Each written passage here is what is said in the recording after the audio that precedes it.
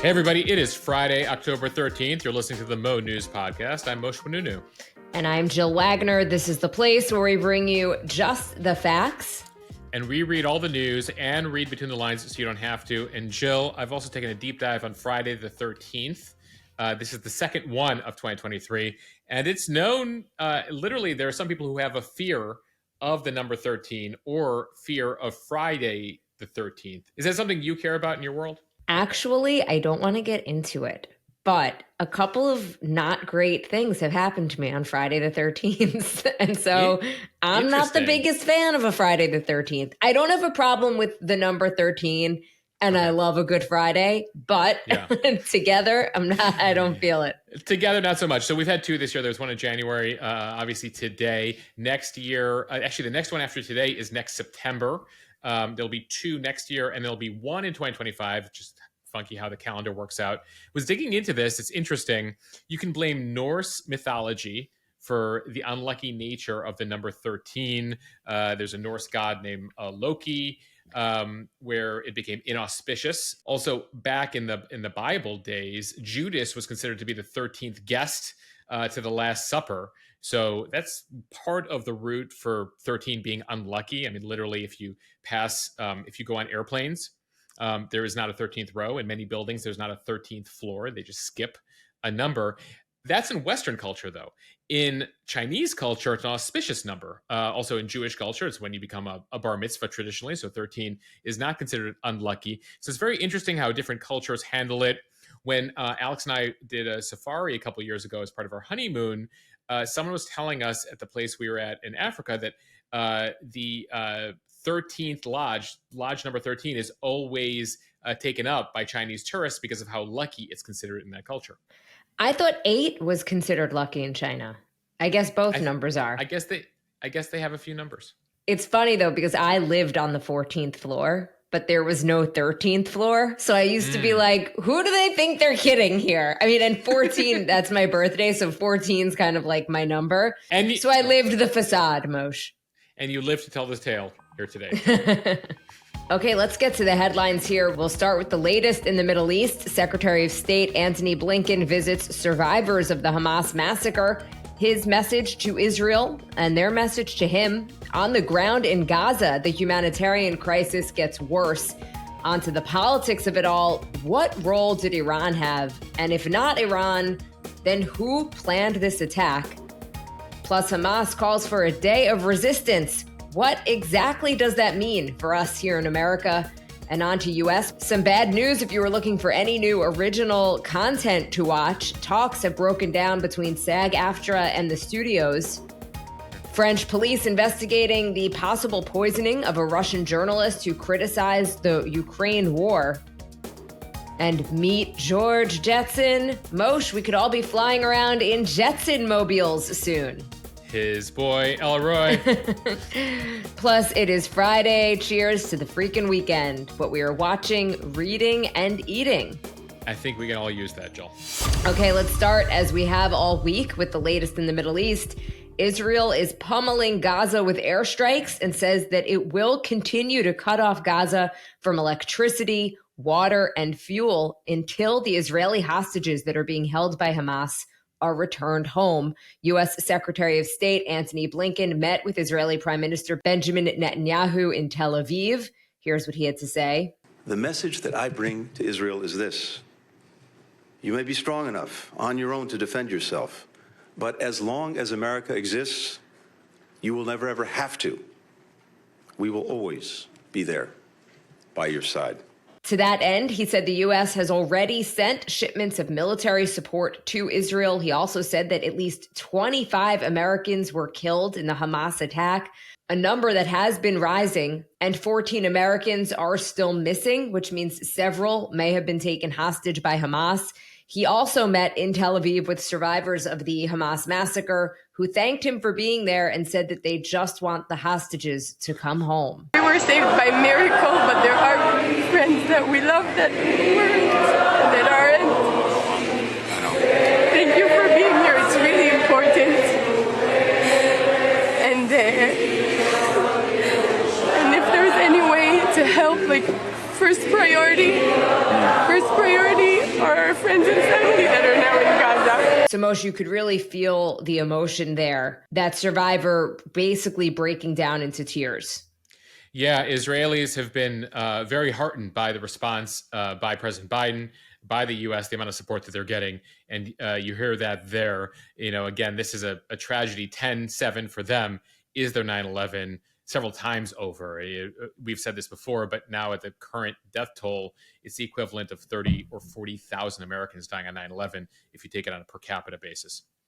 Meanwhile, Israel's government showed Blinken and NATO defense ministers really graphic images of dead Israeli children that were brutally killed by Hamas. Let's warn our listeners again.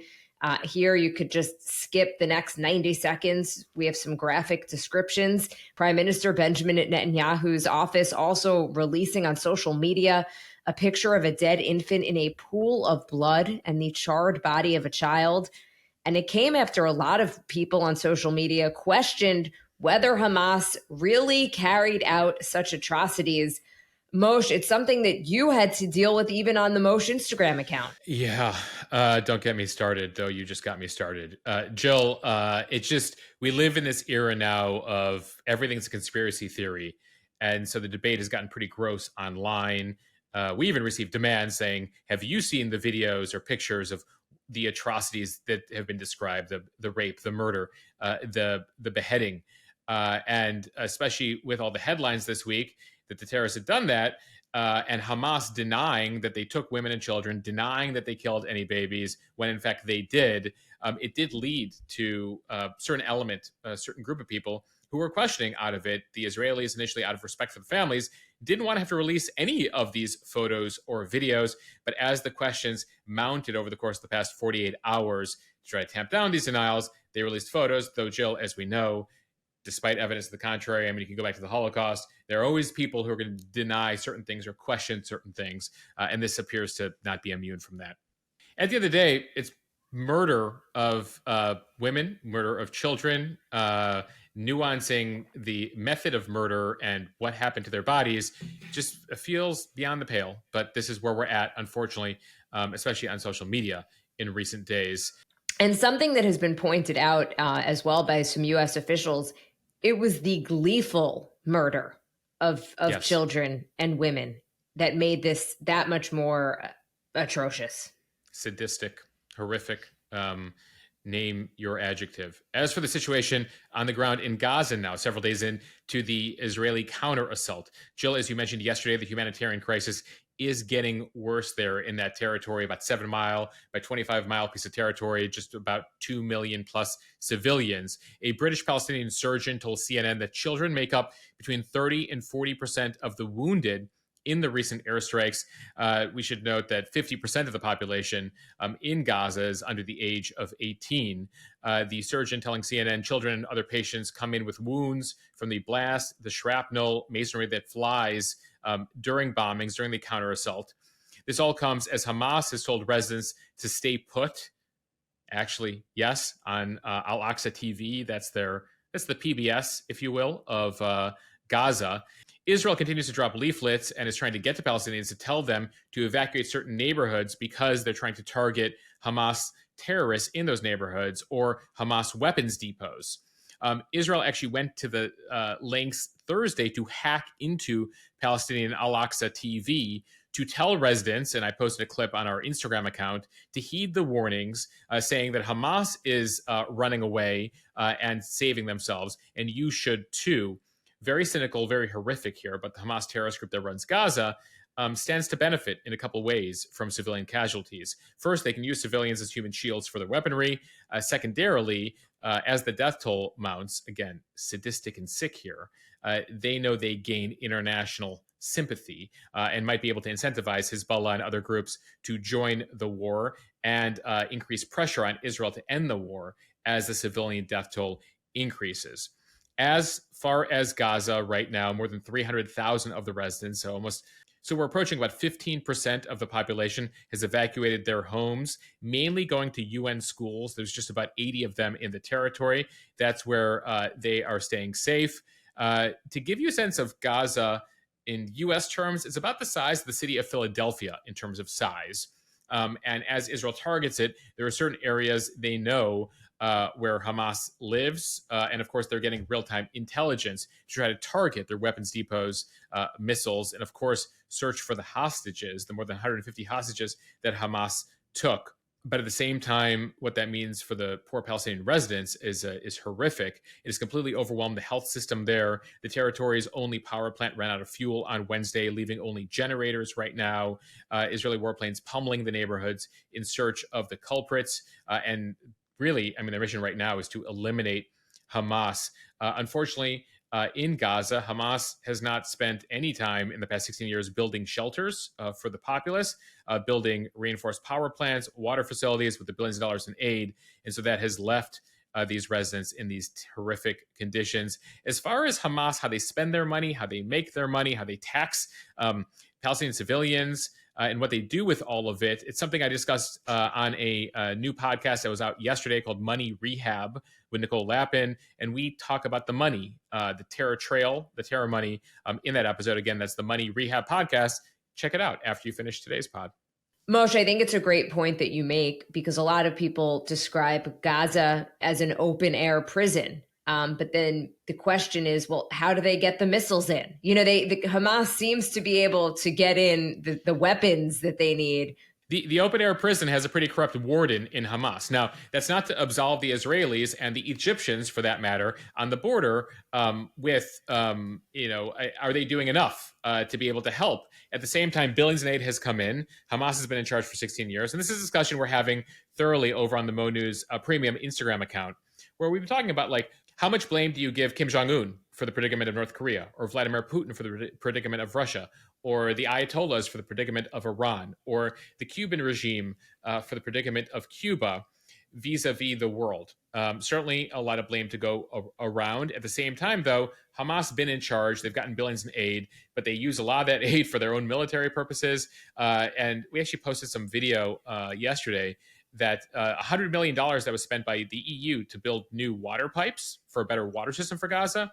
Hamas dug those pipes up, sold them for parts, and also used some of them to build rockets. So it's important to get the full holistic 360 view of all of this as we discuss all this. And now to the politics of this and Iran. The United States and Qatar have reached a, quote, quiet understanding not to let Iran access any of that $6 billion in funding that was transferred to Qatari accounts last month.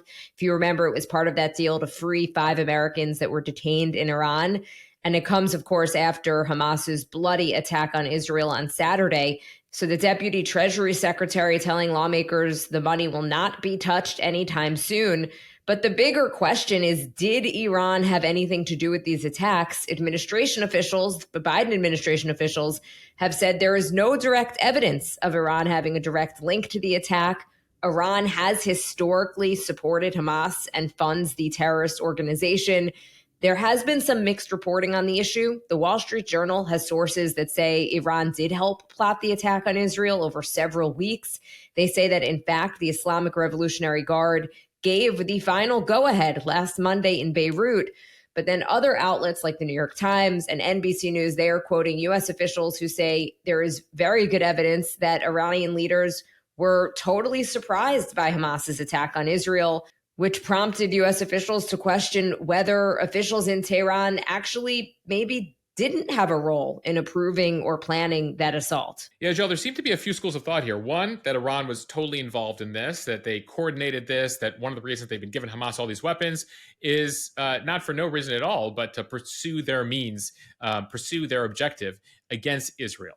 And then there's a school of thought that while Iran has funded and given weapons to Hamas, that they weren't directly involved in this. There have been a couple interviews by Hamas officials, including one with Russian TV a couple days ago. We posted a bit about it on our Instagram account, where the Hamas officials said they kept this very secret from everybody, even within Hamas, in order to maintain this level of operational security.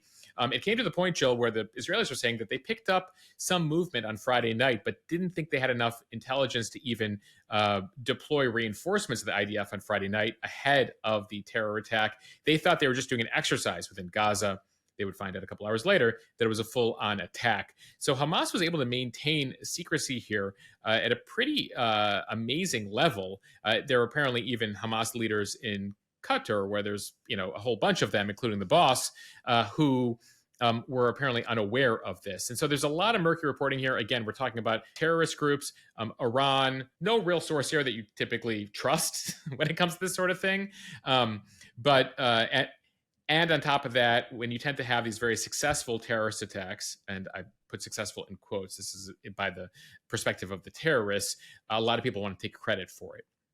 But a lot of people don't want to have to deal with the ramifications of it. So it's a tricky dance here. And I think, we'll eventually come to some sort of resolution. But the closer you pin this to Iran, the more implications that brings for what do the U.S. and Israel have to do to Iran. And that risks a regional war. So there might be some underemphasis of Iran from certain parts because they don't want to have to go to war with Iran here. As far as planners, one name that comes up a lot is the man known as the Guest. His name is Mohammed Deif. He's the Hamas leader in Gaza. He has been running Hamas in Gaza for a number of years. The chairman, Ismail Haniyeh, is over in Qatar. I'll mention him in a second. Deif is known as the Guest because he never sleeps in the same place twice. He's constantly moving around between homes because he's survived 5 Israeli assassination attempts. They're still looking for him now. In the past couple of days, they've killed several members of his family as they've been trying to target him. Apparently, he has one functional eye. He's in a wheelchair, and he continues, at least as of this recording, to evade Israeli authorities. The other leader I mentioned, Ismail Haniyeh, he's the more public face. He's typically wearing a suit, lives in Qatar. The 5-star lifestyle there will interface with Iran and be a spokesperson on television for the Hamas group. He's also known to have embezzled lots of money. A lot of these people accused of lots of corruption. Haniyeh, by the way, lots of similar views to other terror groups. In fact, when the U.S. killed bin Laden in 2012, he condemned that and praised Osama bin Laden. Meanwhile, what happens in the Middle East does not stay in the Middle East. The former Hamas leader Khalid Mashal called for Friday, today, to be a global day of anger in support of the recent Hamas attack on Israel. He said demonstrations would send a, quote, message of rage to Zionists and to America. It isn't exactly clear what that means, but law enforcement agencies across the U.S. are stepping up security measures. The New York Police Department ordered the entire force to be in uniform and on patrol, and says that they will have additional security at large gatherings, cultural sites, and houses of worship. Yeah, pretty rare thing for NYPD to do that. They have done that in recent years with COVID, when you had some of the looting and rioting and the aftermath of the BLM protests in 2020. So they're stepping things up. Keep in mind the largest population of Jews in one place outside of Israel is New York City. Historically, these calls for a day of rage have produced large demonstrations and unrest in Gaza and the West Bank, but have not really led to large-scale attacks in the U.S. or anywhere else in the world. These are pretty common, coming from Khalid Mashal. He likes to put out lots of videos. He's the former leader of Hamas. He hasn't been the leader for 11 years. He put out a YouTube video saying, Day of Rage, join the cause. It was especially focused on the Arabs in the region, saying, show up on the Israeli border and join the fight against Israel. You guys in Jordan, you guys in Lebanon, you guys in Syria. But he did have this sort of vague thing saying, Muslims around the world, please listen to us. It's similar to all those videos we saw through the years, and many of our listeners probably ignored them or weren't even aware they were coming out because they fell on deaf ears, from Al-Qaeda, from ISIS saying, join the fight, global day of jihad, join the fight. Well, the vast majority of Muslims are peace-loving people who don't listen to Al-Qaeda, ISIS, or Hamas for that matter. The issue you face here is that ultimately we live in a lone wolf culture. And by that, I mean many of these terror attacks, it takes one person inspired by these words to do something bad. And that is why you have this sort of extra level of caution. Jill, we were talking about this a bit before the podcast. Talk to me about how this is impacting the Jewish community in Long Island. It is having, Moshe, a huge impact, at least amongst the people that I have been talking to. I can tell you personally, I'm scared, really, for me and for my kids. This is all that any of my Jewish friends, at least, could talk about. There are Jewish preschools that are simply staying closed today. I mean, think about that. They feel, even with all of their security, they feel like it is not worth it to take the risk of opening. Even parents who send their kids to public school that I've spoken to are considering keeping their kids home. I actually spoke to one person who said that she and some of her friends are considering taking their mezuzahs down. The mezuzah, if you don't know, it's a scroll affixed to the doorpost of a Jewish home. Well, what does that mean? It means that they are literally scared that people are going to be coming door to door to see who is Jewish. And then who knows what they would do.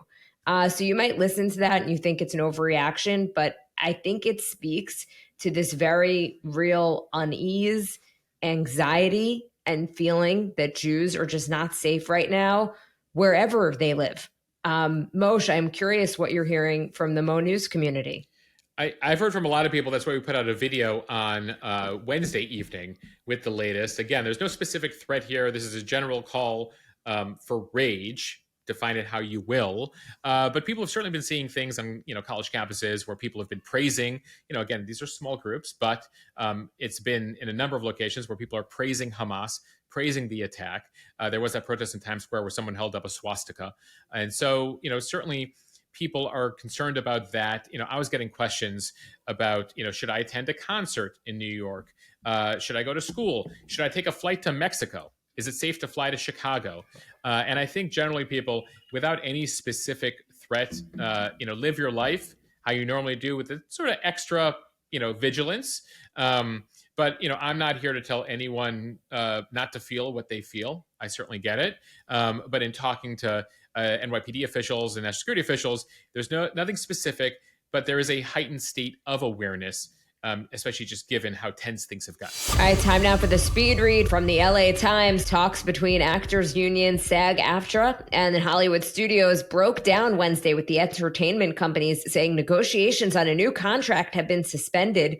The Alliance of Motion Picture and Television Producers, which represents the studios in labor dealings, says, quote, after meaningful conversations, it is clear that the gap between the studios and actors union is too great and conversations are no longer moving us in a productive direction. SAG-AFTRA represents 160,000 performers and accuses the Studio Alliance of using, quote, bullying tactics. We're a few months into this one now, and it does come as the writers made their deal, but the actors don't have a deal. They're saying to the studios, show us the money, show us the streaming revenue, and that appears to have been the main issue, the main snag here between the two sides. The actors want more of the streaming revenue. The studios are unwilling to give that up. Now, interestingly, Jill, when we talk about the studios, we're talking about Warner Bros. Discovery, we're talking about Fox, we're talking about, but we're also talking about like Netflix and Amazon and Apple. I was listening to an interesting conversation Barry Diller had on Kara Swisher's podcast, and he was saying that they need to split off because Netflix and Apple have a different model than the traditional studios. The studios really need to make a deal here with the actors, and the streamers don't. They have a lot of money coming in, regardless of whether there's a compromise here. So it'll be interesting to see here how they come to this and whether the alliance, the studio alliance, stays allied the longer this goes on, or some studios get desperate to make a deal directly with the actors. Sticking with strikes from CNBC, Ford saying that it is, quote, at the limit of what it can offer the United Auto Workers Union in terms of economic concessions. That news came Thursday as contract negotiations continue for roughly 57,000 U.S. auto workers. The president of Ford's traditional operations saying that while the company is willing to shuffle money around within the existing offer to meet the union's priorities, any added costs would hurt the automaker's ability to operate in the future and invest in emerging areas like electric vehicles. They declined to discuss how much the company's current offer to the union would cost the company, but it came a day after the union unexpectedly launched a strike at the automaker's highly profitable SUV and pickup truck plant in Kentucky. UAW President Shawn Fain said Wednesday night that the strike escalation was a result of the company repeating its previous offer instead of offering additional economic benefits. The escalation of the strike does come nearly 4 weeks after the union first began its walkouts against Ford, as well as GM and the maker of Jeep and Chrysler, Stellantis. That was back on September 15th, with one assembly plant from each company. The union then added 38 parts warehouses and then several assembly plants. It now involves just under 34,000 workers. The union here being strategic, they haven't put all 146,000 workers on strike, just about a third of them right now, but it continues to potentially escalate here. Ford's most recent proposal includes a 23 to 26% wage increase, depending on your classification, platinum healthcare benefits, ratification bonuses, a reinstatement of cost of living, a bunch of other benefits. Ford says that it's reached the end of the line here and can't make any offer beyond that without really eating into their ability for electric car development and growth here. Electric vehicle battery plants, by the way, have been one of the major points of contention here for the union in their bargaining with GM, Ford, and Stellantis. Right now, all of those three companies have formed joint ventures to manufacture EV batteries. And because they're owned by joint ventures, there's a technicality here that the agreement they make will not be covered for the electric part of the companies. And so the UAW here is fighting, saying, listen, you can't carve out exceptions for the EV production. We need this deal to apply to everything. GM apparently has already conceded on that, but so far Ford and Stellantis have not. From CBS News, remember that Russian journalist who went on air on the state channel to protest Putin's invasion of Ukraine and ended up escaping to France? Well, it appears that she reportedly has been poisoned. Paris prosecutors have opened an investigation into the suspected poisoning of the Russian journalist Marina Avsyannikova, who made headlines last year when she brandished an anti-Ukraine war slogan on state television. She reportedly told police that she felt unwell when she opened the door to her Paris apartment Thursday and noticed a powder substance. Forensic police were sent to examine her home. She was feeling better by the afternoon, but was still under medical supervision. Yes, you might remember these pictures back from March of 2022 when she appeared behind a Russian news anchor. This video went viral. She was brandishing a placard about the Ukraine war that bared the words, "Stop the war, don't believe the propaganda, they are lying to you here." She was a producer for state television. That made her beyond persona non grata. She was under house arrest. Then the 44-year-old journalist and her 12-year-old daughter were able to flee to France. Just last week, back in Russia, she was sentenced in absentia of 8.5 years in prison for protesting the war, but continues to live in France. Of course, being poisoned, if it's proven here, is par for the course for many Russian dissidents, some who've survived, some who have not through the years. It's something that suddenly happens to people, Jill, when they become too critical or upset the Russian government. Suddenly they find themselves being poisoned wherever they are in the world. I mean, Moshe, I thought I was a grudge holder. I'm this Vladimir. I've got nothing on Putin. And some people thought the whole thing. I remember when I posted the video and people are like, well, why isn't she in jail? Why isn't she dead? And I'm like, Putin will get around to it if she upset him.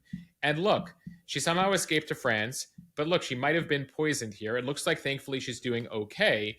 But, it tends to be in some of these cases, Russia, you think you got away with it, or by got away with it, I mean that you were critical and you spoke out. But it will eventually, Russia, despite this invasion in Ukraine, despite it all, it seems like Putin keeps his burn book. He plays the long game. Yep. Okay, from Axios, the Jetsons era of personal flight is getting closer. Personal flying machines are almost here, and anyone with the money and just a few hours of training will be able to fly one. It's actually much easier than getting a pilot's license with new technologies, some borrowed from electric cars and video games. It'll soon be easier, safer, and comparatively affordable for novices to take flight in their own aircraft.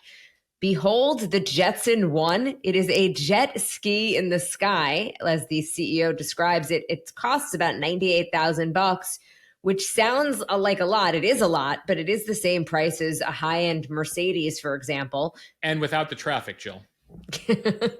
It is one of several ultra-light personal flying machines coming to market in the next year or so. There is a $190,000 Helix from Pivotal, that was a company formerly known as Opener, and also the Hexa from Lyft Aircraft. The planes are envisioned for personal recreation, short hop travel, or experiential entertainment excursions. The Jetson-1 made its inaugural U.S. flight last week at a summit in Dallas. It was an invitation-only gathering of entrepreneurs and investors focused on the future of transportation. Moshe, I guess our invitations got lost in the mail. Totally. Where was our invite? I want to fly in a Jetson-1.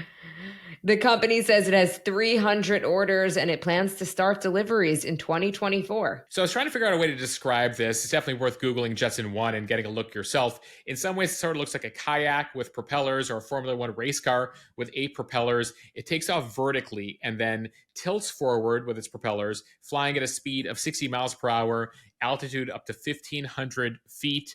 It's powered by 8 electric motors, 8 battery packs. About the same battery power as a Tesla. It's only good for 20 minutes of flying time. So again, when you talk about quick hop travel, it better be pretty close if you want to make it home and back. The aircraft weighs in at 200 pounds. So I guess if you get in it, it almost weighs as much as some people. But at 200 pounds is considered ultra light, which has relatively few regulations under the FAA. Users, by the way, if it's an ultra light aircraft, not required to have a pilot certificate, which takes a while and money and time to get. Learning to fly a Jetson-1, Jill, reportedly takes 5 hours of training. They train you for 5 hours, and then you can fly at 1,500 feet at 60 miles per hour in your community. Again, as you mentioned, game-like controls. They have a joystick controller that allows you to accelerate and steer. Jill, I don't know about this. I don't know how I feel about people in my neighborhood having Jetson-1s. I'm just picturing hanging out in my backyard, enjoying a quiet afternoon, and then just like seeing some random person fly over my backyard in a Jetson-1. I feel like very quickly the FAA, while they don't regulate this, they're going to have to regulate this. It sort of reminds me of the unregulated submersible that went on Titanic. You know, anybody can build their own thing apparently without regulations. Now, let's hope the Jetson-1 is meeting the right standards. But and if you buy one and train on one, that you better know what you're doing. But I would just say, as these things start to become more popular, if they do, when you're sitting out in your backyard, Jill, heads up, make sure you're looking up. All right, it is Friday. Cheers to the freaking weekend. Time for what we are watching, reading, and eating. Moshe, what are you watching? So I hate to say it, I'm watching a lot of cable news this week, and I hope to be able to take a break this weekend. I am hearing great things about the Beckham documentary over on Netflix. My husband watched it. He said it is great. I, too, have been glued to cable news and also hope to take a break. I'm going to check on you this weekend, Jill. You check on me too. Jill, I think it's important for both of us to take a break. Let's check on each other this weekend. When you take that break, what are you watching? So I'm going to be just binging Housewives. I just need any and all. Right now. Really? You're open to all the Housewives, all the series? So I never watched Miami, which I have heard is amazing. And I finally got Peacock, where I think the Miami Housewives exists. So I'm going to hopefully start the Miami Housewives. But if not, I still need to catch up on the latest episode of the new Roni and also the latest episode of Salt Lake City. But I just need kind of this mind-numbing drama, but like fun drama that I'm not involved in type of show. And that is Housewives. Anything Bravo, really. Bravo, Jill. Bravo. Make sure to take a break. All right, Moshe, what are you reading? Well, I'll tell you right now, it's not a break from the news, but I've always been a nonfiction news type person for most of my reading. There's an interesting piece in The Atlantic that I want to get into by a guy named George Packer, who is an incredible journalist and author who's written histories of the war in Iraq, etc. And he has a piece out saying Israel must not react stupidly. And he makes the comparison between 9/11 and 10/7, Israel's 9/11, October 7th, and that Israel needs to be strategic and not vengeful in its response. And he goes to the lessons of how the U.S. reacted to 9/11 and lessons for Israel in this case, at least based on the first couple of paragraphs I have read. So I'm looking forward to getting into that this weekend. Yourself. Moshe, you and I, outside of this podcast, have had that very discussion. Where I have said, and I'm now convinced that Thomas Friedman is taking my ideas or has hacked my phone. Sounds reasonable. Yeah. Because I had said, I feel like Israel is kind of doing exactly what Hamas wants it to do, which is some type of ground invasion and airstrikes on Gaza, which I guess it's like, what are the other options? But that's what it is. Are there other options? What is the opposite of what Hamas wants Israel to do? And could they do that instead? I don't know, but it's similar to Al-Qaeda with 9/11, right? Bin Laden wanted a global war. He wanted to bring the U.S. into a war that ultimately lasted, at least in Afghanistan, 20 years. And so Hamas has the same ambition to Al-Qaeda. They share a lot of similarities to Al-Qaeda. They want a global war. They don't want peace.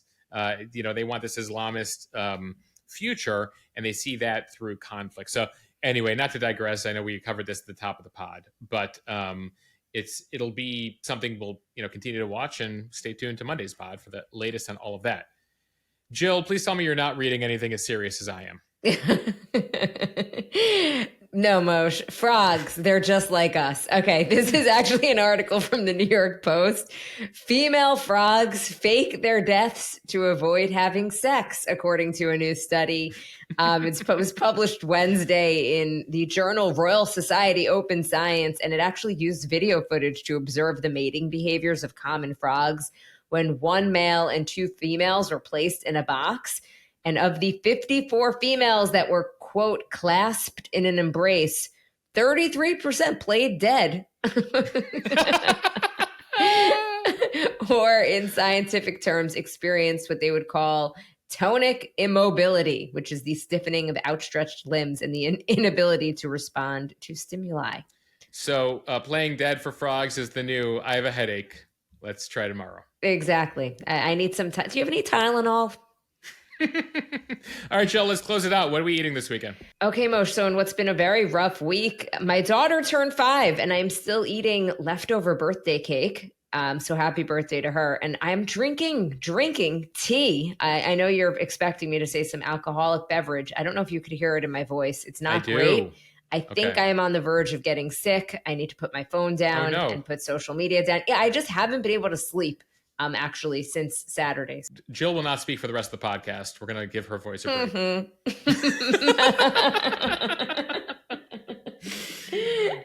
This is what we do with my daughter. We're going to play the quiet game. And then she'll be like, pause the quiet game. What about coughing? Or, she looks for exceptions. Got it. So Moshe, what are you eating? So Alex made homemade chia seed pudding. We included tenderly rooted walnuts, who they're a partner of ours over on Instagram. Delicious. She caramelized bananas. I'm probably not doing this justice, but it's banana walnut chia seed pudding. It's great. And actually freezes really well because she'll make a whole batch, freeze it, and then we'll thaw it, and it still tastes great. So that's what I got going this weekend, Jill. All right, Moshe and everyone else, a big thank you for listening to the Mo News podcast. If you like what you hear, share this with your friends. It will help us grow. Follow us and subscribe so you don't miss an episode. Review us in the App Store. Yes, those reviews make a difference. If you listen to us on Apple and Spotify especially, they help ensure that we continue to expand our reach there. So if you like what we're doing on the podcast, leave us a review. And if you like what we're doing, it's probably going to be a 5-star review, right? So appreciate all of you there. Appreciate all of you who've joined Mo News Premium. It's a way to support what we're doing here at Mo News, 24/7 coverage on Instagram, the daily podcast, the daily newsletter. With a Mo News Premium membership, you get access to our members-only Instagram feed, where we do a lot of Q&A, behind-the-scenes content, issue deep dives. This week, it's just been answering your questions on the Middle East, as well as a members-only podcast. We have a lot more coming there starting next week.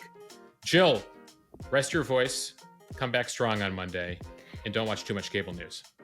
Thank you. Bye.